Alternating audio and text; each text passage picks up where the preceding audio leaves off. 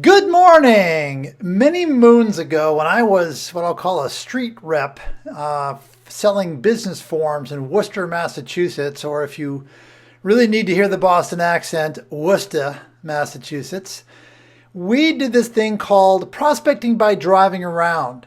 And I used to drive with this handheld tape recorder. First it was cassette, little tiny cassettes about that big, and then it became digital. And I used to blow through about one of these things a year. And I'd always have it on the car seat next to me. And you drive by, you'd see a building, and of course you couldn't write anything down. This was pre-cell phone time. And I'd pick up this little thing, and I'd speak into it. And I'd go back, and I would write down whatever I read into. And that was just prospecting by driving around. And I was thinking, does anybody do this anymore? Do y'all are you paying attention? I'll tell you what. I live down about halfway between Boston and Cape Cod, and one exit up from me, there's Route 3, which connects Boston and Cape Cod. It's about the only way you can get there. And one exit up from me, they put this building up, and we keep seeing it from the highway, and we're trying to figure out, what are they doing? Is it a Starbucks? Well, no, there's a Starbucks down the road. Maybe it's a Panera. No, there's a Panera on the other side of the highway. They just put the signage up. And I'll try to sneak a picture of this in because I stopped at a light and I took a snapshot of it.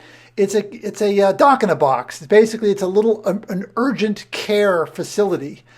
And I thought, this really surprised me because about 18 months ago in the Wall Street Journal, there was a pull-out section about the future of hospitals and healthcare.